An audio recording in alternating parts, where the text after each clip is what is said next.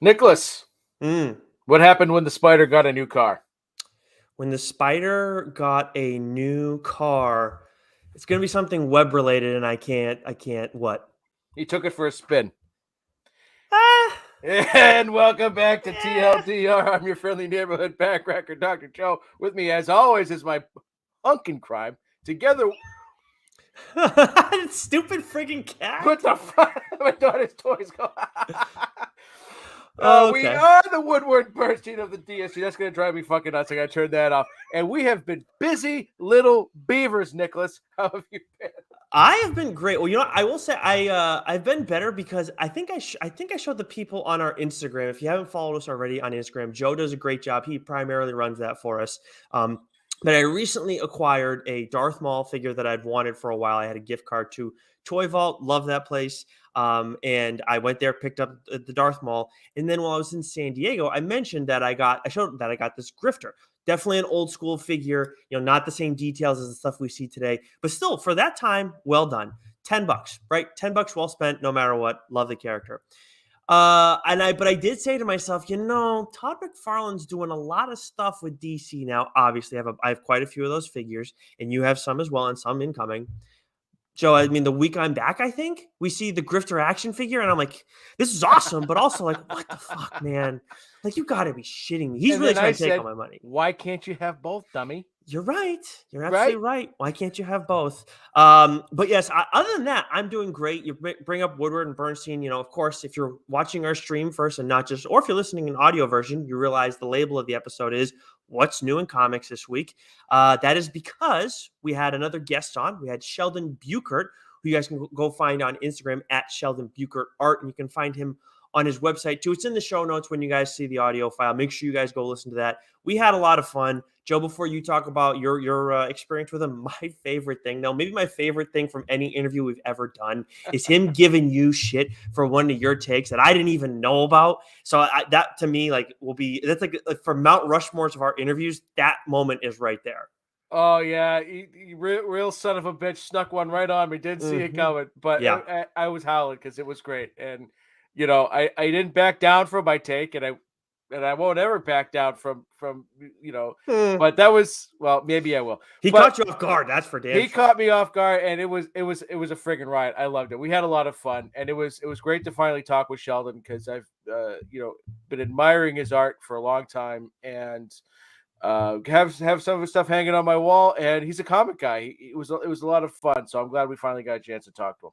Yeah, and I was bummed. There's a little bit of Moon Knight stuff that we talked about in here that I was bummed about. But you guys will go and listen. Like, there's definitely prints that I want to add from Sheldon. I mean, this Cad Bane that he drew a little while back. Darth Vader. Yep. I know you. Yeah, Darth Vader. Are you going to pick that one up, you think? Oh, probably 100%. Yeah, I gotta get Cad Bane, and I gotta look at what else he has because I'm gonna definitely try and order in bulk because he's in Canada. And is he on the West Coast or is he? Calgary, I think. I think that's the West Coast. I don't know. I've never been to Canada. Whatever province, yeah, Calgary, Alberta is in. Yeah, exactly. I think Alberta is a province. Yes, if I'm not mistaken. So whatever. Anyways, I don't even whatever. Canadian geography with TLDR. Yeah, exactly. I think now it's time for us to get into catching up, unless there's something else that I'm missing here. Yeah, let's talk about something we fucking know about. Yeah, good call. So one thing, this is something I don't know about, but I love the story. Hit Me issue 1. I do not know anything about the BDSM life. I am not your other co-host over on Pineapple Boys, which, by the way, go follow them on Twitter. I forget what your friggin' handle is the now. Pineapple Boys. Yeah, but Billy fucked it up, right? Or something like that. I missed it. He fixed it. Billy fixed it. Okay. But Hit Me issue 1 by your girl, Krista Faust, who I do want to read Redemption. I do want to read Bad Mother. I have not done it yet, but of course, AWA. Before I read Hit Me issue 1, there was another book that I was late on getting to, didn't talk about last week. We will talk about it more here, that I thought was going to be my comic of the week. And then I read Hit Me issue 1, Joe, and I was like, well, this is some pretty fucked up shit. But at the same time, it's like, this is a part of people's lives and they want it to be part of their lives. This is a story that I would never, ever think. Like, I would never, it's just, to me, this is what comics are all about. Yes, we want to hear stories that are near and dear to us, that are familiar to us, that resonate with you and I. But at the same time, I also want to read stories that, like, completely foreign to me. And when I go and see what this girl, the main character, and I'm blanking on her name right now, does for a living, it's like, well, like I said, kind of messed up, but you know what? That's her choice, and she's totally okay with it. Wild experience reading Hit Me. If you haven't picked it up already, go give it a look. But you read this ahead of the show last week, right? I did, and what's great about this book is that while like some of the subject matter can make someone uncomfortable, Mm. right? It's that's just not what the book is all about, right? There's a really good story here. There's the end of the first issue really sets up like we now know what our main character is all about and her lifestyle and how she goes about, living her life.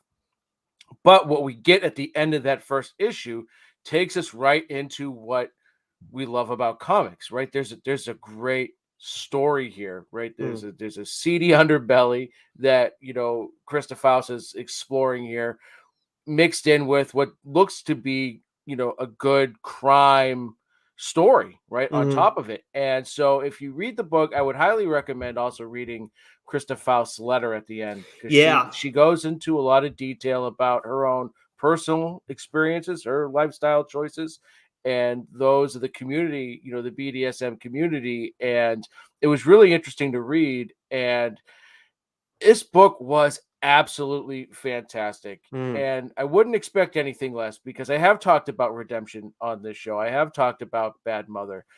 This is the type of book that, AWA, was founded, on like these raw, gritty kind of stories. And it Mhm. fits right in. She fits right in. And I enjoyed every second of it. Yeah, and you know what? You bring up the letter too, and I found that very interesting because as much as I go and say, like, so this is not spoiling anything. You guys find this out, I think, if you look at the synopsis or when you look at the first like page or two. This character, for a living, lets men beat her up. So like it is very like you hear that and it's like what is this? I mean, like the title is a little on the nose even more than you think, but also clever at the same time. I love it. But when I see the occupation, I'm like, well, this is very, this is messed up. This is strange. It is her choice to do that. But what? At the same time, like I never, as we're going through all this, I'm just fascinated and want to learn more about it. I didn't get uncomfortable with it at all. And as Mm. Krista was like talks about it in her letter, it's going to make some people uncomfortable. Yeah. I do find that like, yeah, like it's like it's a weird like lifestyle to like choose, but it's her lifestyle and she's openly choosing it. So like, what does it matter? And so I just found that strange. Like if you're interested in getting different people's perspectives, which I think if you read enough, like that's what you're kind of trying to do. You're trying to get different perspectives on the world. Reading is a great way to do that. I think Hit Me is something that a lot of people should, any walk of life, you can give this a look and you're going to learn something, I would think. Yeah, and it's just a great comic book to boot, right? Mm-hmm. So like if you even if you just take it at face value, it's a comic book and you Yeah. read it as such. Like I think that can take a lot of the uncomfortability away from it. Mm-hmm. But That's at the true. same time, like this is a real world, maybe not this exact scenario, but like this is a real world. And so trying to blend, I think, some of that in with she blends it perfectly, Yeah. and it's a great story. And I highly recommend everyone pick it up and read it. The line art is really cool in this too, but the color art was like really what blew me away because all the bruising and everything that needs to be done. Yeah, That it was was. we talk about color art. We've talked about it more and more as the show has gone along, and there are certain people like who they're just like Jordy Belair is just someone who like you always think, okay, like Jordy Belair's on this, okay, the color is going to be outstanding and everything. And then we look at Dye, right? The color was amazing and all of that too. I can't remember. Did Stephanie do the coloring on that as well? I She did think she everything. did. Yeah, Yeah, she did everything. But in this, it's like, well, I think it's Marco Lesko, if I'm not mistaken. yeah. But it really just like, especially with the bruising, like it's so important in this story. Really, really well done. Well, it was realistic without being that hyper photorealistic kind of Hmm. look to it. And he also did the colors, I believe, on Chariot, which were That phenomenal. sounds The colors in that book were as much of this as the story as anything else. yeah. But yeah, I AWA think the artist was on AWA had a Chariot little too. bit of a lull, and then boom, Yeah, right? We're yeah. firing on all cylinders I again. think Priscilla, I can't remember her last name, but the line artist was also the same line artist I for think so. Chariot. Yeah, Yeah. yeah, yeah. Then I also read Buffy the Last Vampire Slayer issue Oh, I 4. got to read that, by the That's way. the end of it. I gotta say, Joe, like it was this whole event was fine. Like didn't really do a whole heck of a lot for me in the end. I love the first issue. Yep. Issues 2 and 3 were there was a pacing issue. Yeah, and this is just like There was a whatever in pacing issue. the ending. Yeah, Because so I think there was this idea of it being sort of like an old man Logan kind yeah. of thing, and I was expecting more action, and it was a lot of exposition. Yep. And like I said, I haven't read the last issue yet, but I enjoyed issue 1, but issues 2 and 3 definite Mm. kind of wading through molasses. Well, wait Reading till you those see 2 what issues. happens in 4. You're gonna be like, "Where the heck did this thing come from?" So Okay, I'll just leave it at that. gotcha. And then the other book I caught up on, I feel like there were a few others, but of course I always forget to jot certain ones down. 7 Secrets 15. That Huh. was my other candidate for comic of the week last weekend. Wow. Yeah, I Was texted you right off the rip and said, you, "Have you read it yet?" Nope. yep. Well, what the fuck you waiting for? No, you didn't text me this week, did you? For this one, I thought you. I Yeah, thought I whatever. did. Maybe I don't know. You text me off so many books. Who knows? You always read them before me, pretty much. But fuck, man, this story is it's out of control in the best way, and Tom Taylor clearly has. At the same time, he has complete control of it. We're coming to the end of the third arc here, Yeah. and this is by far the best arc that we've had of this story. Like the This second, might be the best issue of the series. I think we've said, and I think we've said that since I want to say issue 12. This arc has been you just know this 13? arc has been tremendous, but everything's been building. So Yeah. we've not just had good storytelling and good build, but the action too. Like Yeah. action Oh and yeah. pacing has never been an issue with this book, but the last 2 issues Mm. have just really kicked everything up. And Yeah. yeah, And 13 too, because 13 is where like the first thing we see after Rip is like we've been away for a while, and Tom Taylor gives us like that big like, well, this fucking happened to me yeah, with the character, and it's like holy shit. So like I talked about this book on the show after the first arc, and it was really good, really enjoyed it. Shit kind of gets really crazy in the second arc, and now it's even more bananas with all yeah. the twists and turns. Really, really good stuff. I can't recommend it enough. This like outside of Power Ranger stuff, and even then, like this is probably my favorite thing from Boom that like we've talked about on this show. I think. Well, no, okay, Yes. Runs and Futures right there with it too, but Seven Secrets might have the edge still. Yeah. But Yeah, what have you been catching up on? it's up there for sure. So I caught up. I read the end of Telepaths. Mm, That was a good series. I enjoyed that very much. Cloaked, which I will dive into a little bit more in a bit, okay. hit me as well. I finished up Mirka Andolfo's Deep Beyond number 12. How was it? That was a really good, really meta series. I enjoyed that. Okay. Usagi Jimbo read the last issue of that. I went back and read Daredevil Woman Without Fear number 3. Can you believe they spoiled it in that I would have issue? been so pissed had I not read Yeah. Chip's newsletter and read that before. And What are you I know doing? why they did it. They You did it. They do? said I 100%. They did it because the Punisher came out that same week. At Oh, the end okay. of that issue, you've got the reveal of the Punisher now working for the Hand. You've got that picture of his new logo, right? It came Mhm. out the same week, and they're sort of like, okay, fuck this. This event's almost over. We gotta pump Daredevil. We gotta pump Punisher here. So let's see if we can do that. They botched the whole thing. That's a good call, Joe. That's They a botched it. really, really good call, and I hate that you're almost certainly right. It's a great Oh, call. Way to thank read the you. tea leaves. That's so stupid. Like it makes sense, but also it's just like it's bullshit. Like have respect for the shit you're still doing. Yeah. Unreal. I caught up on the matter regarding Oswald's body. Again, we'll get into that because issue 5 came out this week, so I read issue Hmm. 4. And then I didn't realize, but I was behind on King Spawn, so I read King Spawn issue 7. Huh. Okay.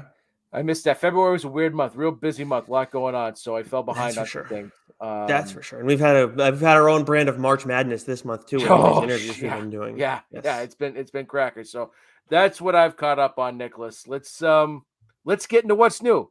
Yeah. Well, why don't you take us into Marvel then? Go for it.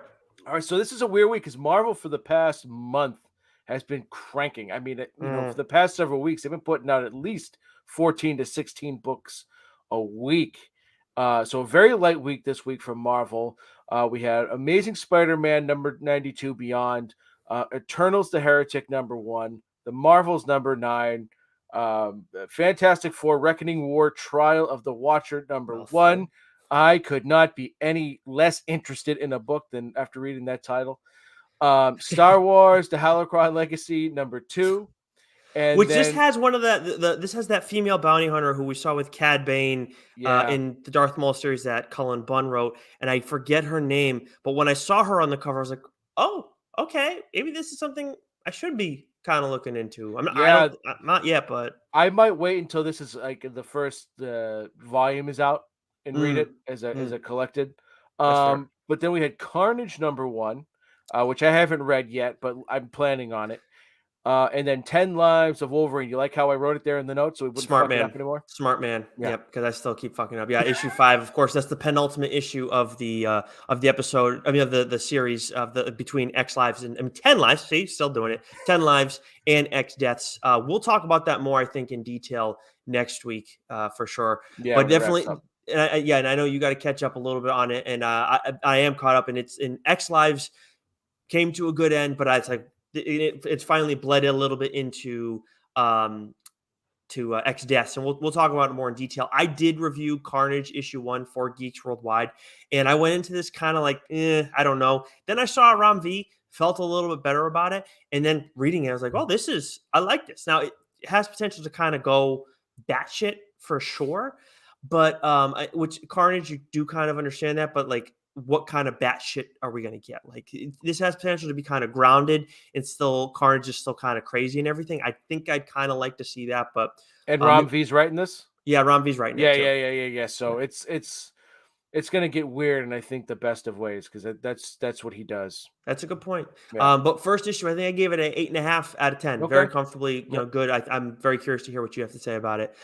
In DC, we got a few that we want to weigh in on, but there's Batman, Superman, World's Finest issue 1, Robins issue 5, Blue and Gold issue 7, Refrigerator Full of Heads issue 5, Soul Plumber 6, Wonder Woman Evolution issue 5. Then, of course, you're reading Detective Comics 1057. I don't know how you keep up with that It's shit. tremendous. It's been that good. And then we have two other books that we have both been reading. Which one do you want to weigh in on first? Which one of these have you read? Both. Okay. Yeah. So let's go with let's go Nightwing Yep. first.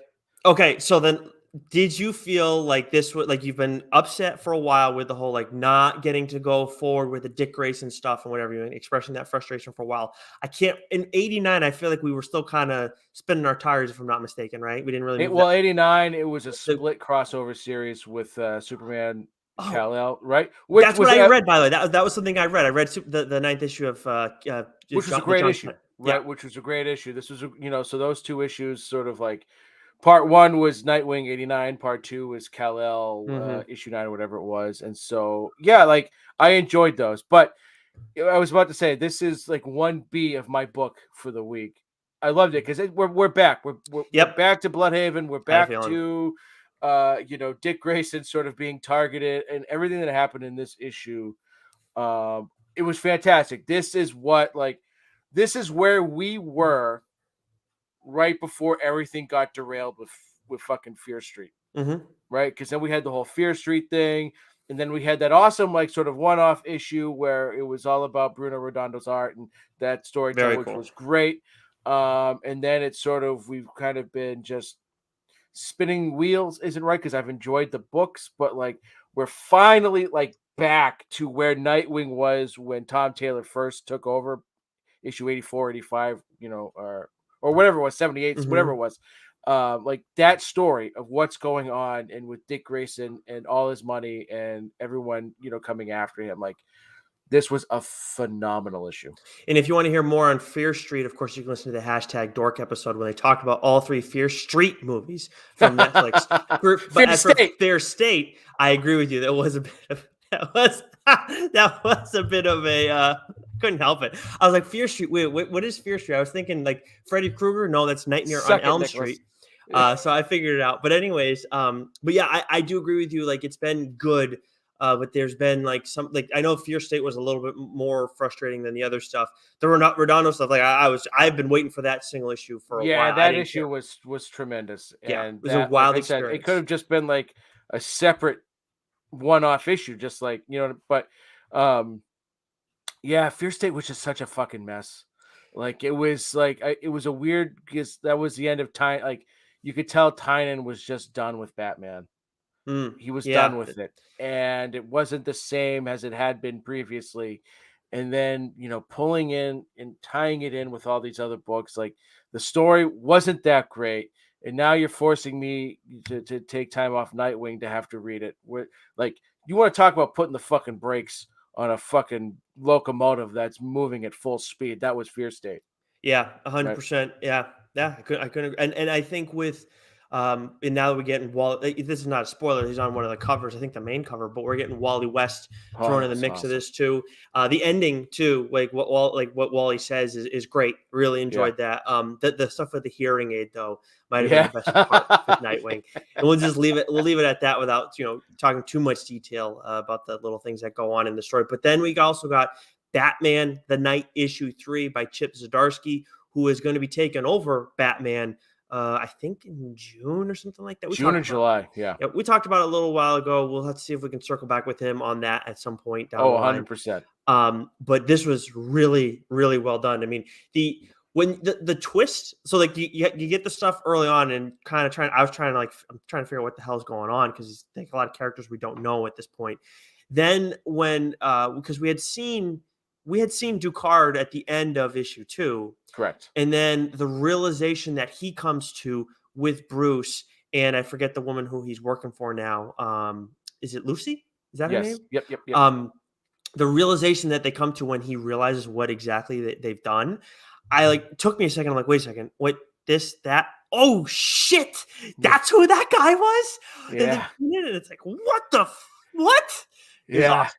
Yeah. This, I think I said this last week when we talked to the Batman, right? Like, I felt Mhm. like there was elements, not that because the movie was already made by the time that Zadarsky started writing this, but like, it's eerily similar, the tone of that movie and this book, right? It's Mhm. almost like as if this book is like the perfect lead in to the Batman. You know how they'll do that? Like, Yeah. studio will put a comic out leading up to the movie, and like, so the tone, like, everything's, it feels like we could take this story when it's all said and done. You could read Mm. it and then watch the Batman, and it feels like it would be like a perfect segue. Like, the tone is great. Yeah. The color palette is very similar. And again, I love that it's not just psychopaths being psychopaths, right? We've got some really good villains here, right? Yeah. And I We, love what they're doing. What he's doing with Bruce. and with this and Bruce, and like, yes, we're all familiar with Bruce's origin story, but this is like a prequel to year one almost, Mm. right? Where we're at that point in life where we're seeing, Bruce Wayne, and it's what we sort of get. It's a much better, beginning to Batman than we get in Batman Begins, right? Mm. Because the movie Batman Begins, right, you see him, he's training with Ducard, right, with Ducard and all that, and it ends up being the League of Shadows, and that was good for that movie. But like, I feel like this origin of Bruce Wayne, it's heavier, it's darker, it's there's a what's the word, a weakness almost to him, Mhm. that he's like, I've got to be better, I need to figure out how to be better, I can't be what I want to be if I keep you know fucking up like this. You know And what's that's what funny? Zdarsky's nailing right now. Yeah, you know what's funny? I forgot that he's referred to that they call Reijal Ghoul in Batman Begins Ducard. Yeah, I Henry totally Ducard. Yeah, yeah, I forgot about that because as you yeah, said, I'm like, Joe, what are you talking about? It's Reijal Ghoul, and like, holy shit, why would you do that? yeah, But it was wild. But yes, I think in the end that they did, they're doing it. This is great. Like, this is what he's like 15 years old at this point, maybe even a little bit younger, right in that range. But what, like, I know when we first talked about this, after it was, announced by Chip, like right after he was on the show with us, I think it was Davey from #Dork was like, yeah. haven't we kind of seen this story already? You absolutely have not seen the No, story already. yeah, This is like, it's explaining a lot of stuff, but at the same time, giving us new things as well in Batman's life, and it's really really interesting and it's just a deeper dive into like, how did we get this guy? How do we get the man we have now that we all know and love and want to get more of and more of, at all times, yeah, whether it's on the big screen or in comic book form. So yeah, it's been outstanding, and this is probably a big reason why Chip is getting to take over Batman as, like, the main title too. yeah, yeah. Um, Hands down.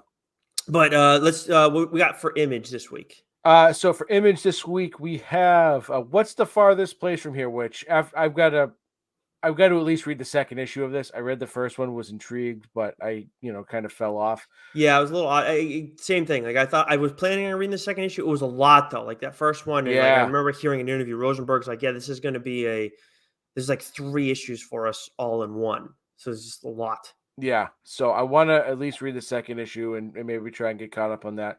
A series I haven't read yet, but I've heard good things, and I keep squirreling away for when the time is right. Time Before Time, number 11. Mm. Rain, number 3 Yeah. came out. The Clay People, Colossus, number 1. We got a few trade paperbacks coming out this week of some of the books that we love on this show. Second Chances trade paperback drops this week. Radiant Black Volume 2 trade paperback drops this week. Righteous Thirst for Vengeance, the most bananas book that I love. Mm. Recent memory. Mm-hmm. Volume 1 dropped this week. And then we've got another number 1. So this was a weird month for us because we had so many Fireside Chats, Nicholas. We never did a solicit. So there's a lot of number 1s that came out this month that that it kind of slipped our radar a bit because we just weren't ahead of them. But Slumber, number 1 from Image. Yep. I actually did read this. I did read this one. And the art, so great call. I'm glad you brought this one up. Real quick. The art in this is not like my favorite style of art. Absolutely fits the story. The story is very weird, very kind of it's pretty vicious. And like the imagery is kind of jarring. So I think this is something that you'll want to give a look for sure. Okay, Yeah. definitely. And then a couple that that we know and love here. So Homesick Pilots, number 13. This one I fell off a smidge. I've got to read the past couple issues, but I think this is a book that'll be good because if I can read them all, I can kind of binge them all in a row. Like that's perfect because there's been some time between issues and that you can kind of forget what's going on. King Spawn, number 8. Nicholas, holy shit! Yeah. Holy shit! It's a Holy lot. shit! It's a Holy lot. shit! Yeah, because Yeah. like this whole time you're thinking one thing's going to be happening with Spawn, just because like the nature of the character, everything you think it's going to go this way, as much as he can get his hands dirty or whatever, and then it starts going, and now it's going in another direction. It's like, well, Yeah. oh, okay then. Yeah. Lewis is he's fucking killing it with this, man. Like Yeah. again, I haven't read mainline Spawn 4 months now, 5 months now. And Mm-hmm. I can't. I was out very surprised that issue 7 had slipped past me, but I read that and 8 back to back. Absolutely tremendous. The Scorch 3 came out this week. I haven't had a chance to read yet, but I'm dying to do that. And then lastly, Nick, get your shit together. Get back on the silver coin, brother. Yeah, I don't know what's happened. Like I think I fell off. I think after 7, maybe it was 8. I'm not certain, but 8 yeah, was good. 9 was tremendous. And so remember, was it issue 5? I think it was issue 5. It was the last issue of the first arc, and it kind of went back to sort of like the Salem witch trial, like that era in time. the origin of the coin and stuff. Yeah. Well, so I think this issue is the last of the second volume, and it ties into it sort of comes full circle here. And this was a vicious issue, and so it brings back events that happened in that issue into this one. And then we get at the end of it, we get Silver Coin will return the next writer and announces the next series of writers, but the person writing the next issue is going to be one James Tynan the fourth. Oh shit! Really? Yes. Wow. Yes. Okay. All right. So get caught up. Like I said, the issue 9 might be like it's one of my favorite issues, probably 1 or 2. I mean, you got to go back. I think it was issue 2 might have been my favorite one. That one was fucking awesome. But this was definitely issue 9 was definitely the best issue of the second arc, and then this one was right there with it. It was really good. Okay, I definitely got to get back on track. I do want to circle back real quick though to the Spawn stuff. King Spawn 8 might have been Javier Fernandez's best. Oh yeah, I meant to talk about there was a a Javi page where it was just like, and just the It's overall, Spawn in that in the main villain that you're dealing with, and then you have yeah, all the yes, that was amazing. That was yes, like it one was. yep. It doesn't make for good, people listening, but Mm, read King Spawn 8. You'll get to the fucking splash page and know what we're fucking talking about. It is yeah. fucking outstanding. And one of the cover artists for that book too, we got to see maybe down the line if we can get him on the show too, because we've had some contact with him. But yeah, some awesome stuff from Javi. In the Scorched issue 3 too, I just want to lightly touch on that. Loving getting the mix of all the other spawns, especially She Spawn, just because we already have Gunslinger in the other one. But I gotta say, like this might, I think, from a plotting standpoint, this was like my favorite issue, because a lot of it's just like excitement having all these new characters, and Sean was kind of playing around, and all the action and everything is crazy. Don't get me wrong, there's been a pretty clear plot throughout, but this issue there was like a couple twists, and especially the ending, it's like, oh, you thought that was that? No, no, no, no. That's nothing. So it was like a nice little okey doke, little surprise, but really enjoying everything Sean's doing with the Spawn stuff, and of course, Gunslinger has been great as well. Moving over to Boom Angel issue 3. I never got on this. I said I was going to read the first issue, still haven't done it. Faithless 3 issue 2. And then, of course, you're reading Matter Regarding Oswald's Body. Issue 5 is out this week. Yep. Then there's Power Rangers 17, which is the title that Ryan Parrott is sticking on. Basilisk issue 8. Oh, that's another book I forgot to mention that I caught up on, Joe. The last book you'll ever read, issue 5. Oh, did I read that one? The hard copy finally came out. I know, I think Comixology had it a lot sooner. I had the digital issue. I'm trying to think. I don't think I read it yet. Because when I saw Newbury Comics had the naughty cover, I bought it, and holy cow, that's a hide under the mattress cover. I actually haven't seen it that yet, but because I get the normal covers. Yeah. But anyways, anyways, the end of issue 5 though of last book you'll ever read was like, what the fuck? Oh, okay, I gotta read that. It's getting like kind of crazy. It already was crazy. What am I saying? But like Right. kind of messed. I think messed up is a better way to put it, because it's already nuts. But then we got Dark Horse, Assassin's Creed Valhalla issue 1. I do want to give that a look. I like trying to read Assassin's Creed stuff. Yeah. But what about Cloaked issue 4? I didn't read this issue yet. I think I've only read up to 3.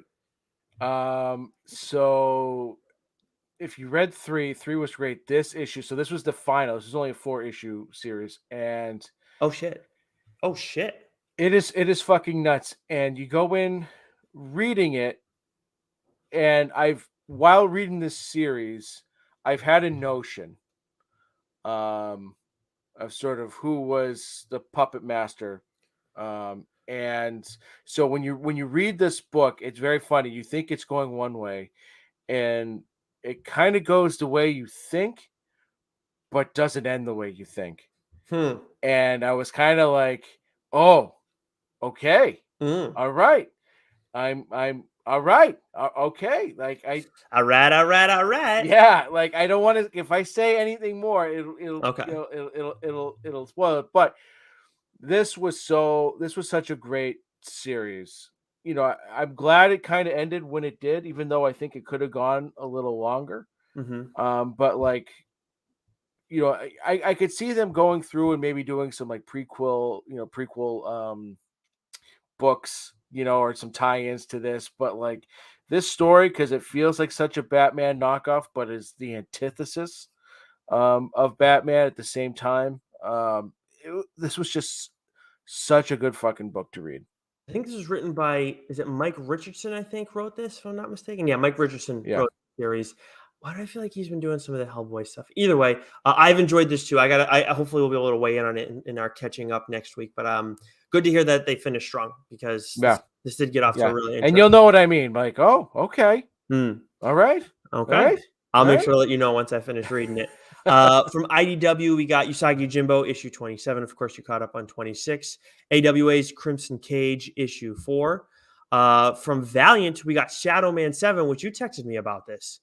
Yeah, so I didn't realize, because I remember when we talked to Cullen over the summer, and I mean, I'm talking about something we long awaited to get him back on. That's totally our fault. Yeah.